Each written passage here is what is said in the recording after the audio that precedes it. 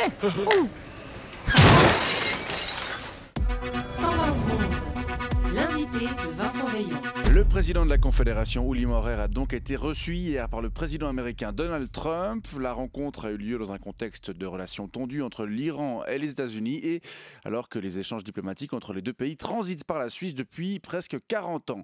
C'était une surprise, la visite n'ayant été annoncée que très peu de temps auparavant, mais c'était surtout une première. Le dernier président suisse reçu dans le bureau ovale était René Felbert, c'était en 92, et c'était en sa qualité de président du comité des ministres du Conseil de l'Europe et pas en sa qualité de président de la Confédération.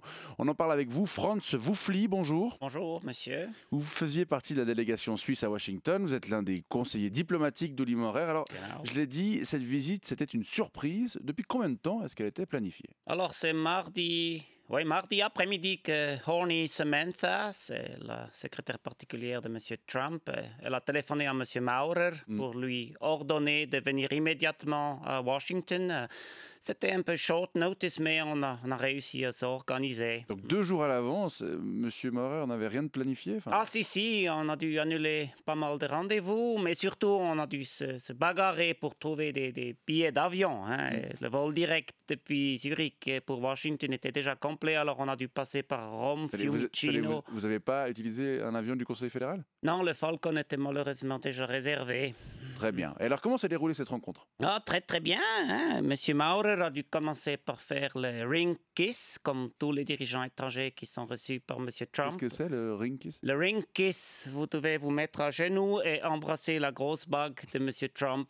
C'est une tradition que monsieur Trump a initiée lors de la visite de monsieur Macron l'année dernière. Sympa. Oui, et puis nous avons fait une petite visite du West Wing.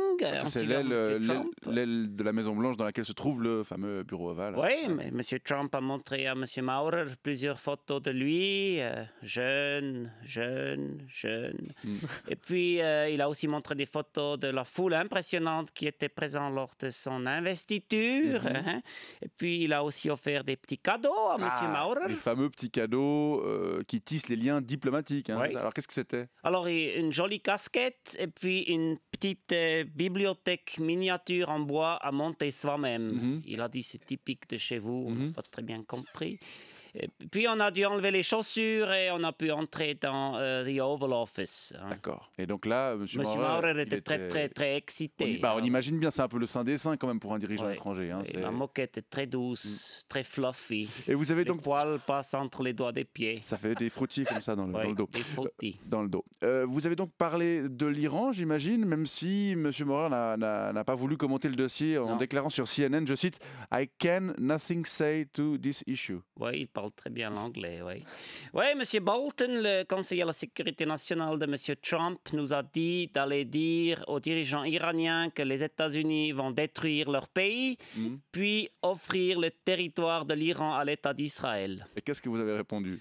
On a répondu que c'est vrai, la guerre, c'est une solution toujours favorable pour l'économie de nos deux pays, mais c'est pas toujours la meilleure solution. Mais malheureusement, M.